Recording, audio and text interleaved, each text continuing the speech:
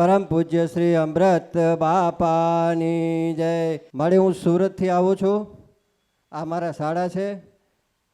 હું અહીંયા ઘણો ટાઈમથી આવું છું અને મારા શાળા છે એણે મારી હારે પહેલા રવિવારે આવ્યા હતા અને પહેલા જ રવિવારે એણે માતાજી તમને પ્રાર્થના કરી અને બાધા લીધી હતી કે તો માતાજી તમે જે પણ સંતાન આપો, દીકરો કે દીકરી મહત્વનું નથી, પણ જે સંતાન આપો એને નામકરણ માટે હું એને અહીંયા લઈ આવીશ, તમારે પગે લગાડીશ અને બાધા ચડાવવા આવીશ એવી એણે માનતા લીધી હતી.